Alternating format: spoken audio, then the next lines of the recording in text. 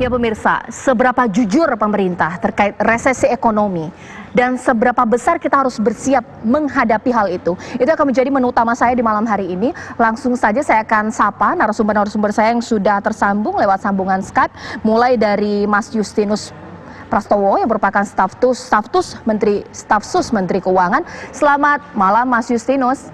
Selamat malam Mbak Caca. Ya, Mas Justinus telah tersambung, sudah cukup jelas mendengar suara saya, dan kemudian juga telah tersambung juga Pak Rizal Ramli, merupakan Menko Maritim 2015-2016. Selamat malam Pak Rizal.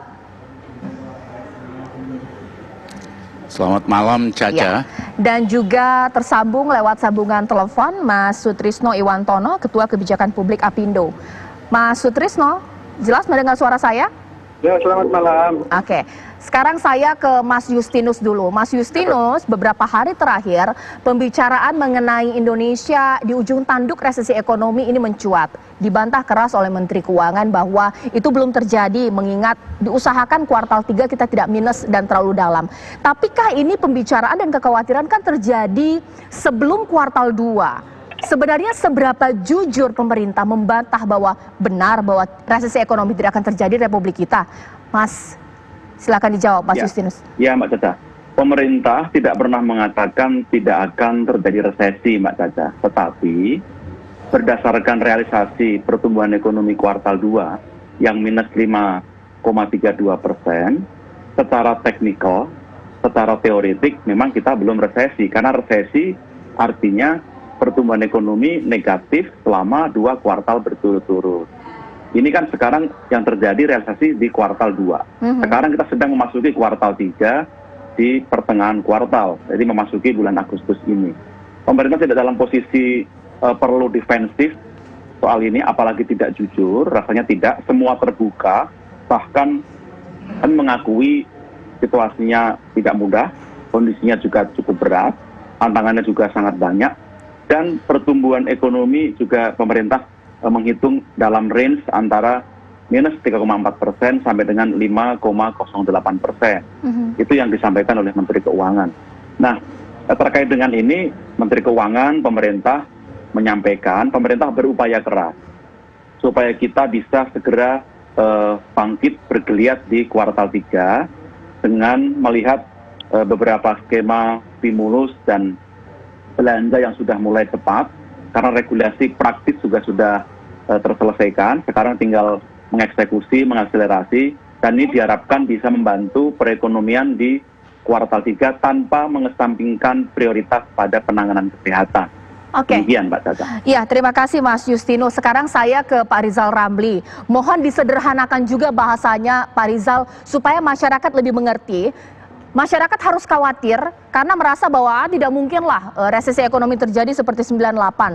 Tapi melihat minusnya sangat dalam, 5,32%, resesi ekonomi mungkin terjadi tidak Pak? Jika melihat dari bagaimana kemudian pertumbuhan di kuartal 3? Caca, bukan mungkin apa tidak, kemungkinan besar akan terjadi.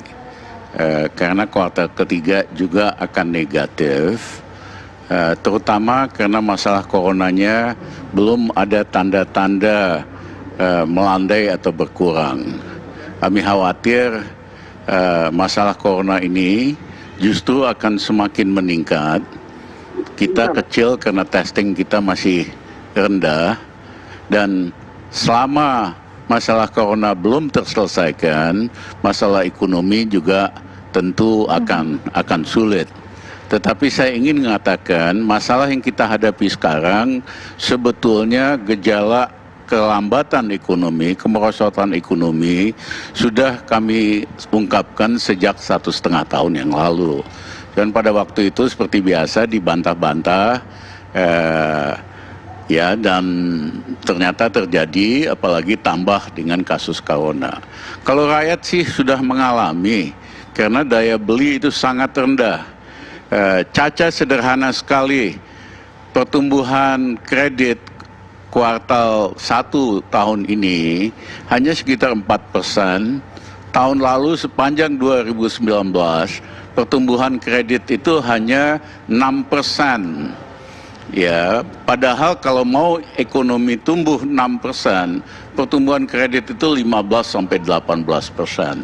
Jadi itu artinya uang yang beredar di masyarakat jauh berkurang karena kesedot oleh setiap kali penerbitan surat utang negara. Setiap kali penerbitan surat utang negara dari lembaga keuangan yang kaya-kaya pada mindahin beli sun karena dijamin 100%, dan yang kedua yieldnya 2% di atas deposito. Terjadilah apa yang disebut sebagai crowding out. Likuiditas itu kesedot sama pemerintah sehingga uang beredar sangat rendah sekali, 4% itu sangat rendah.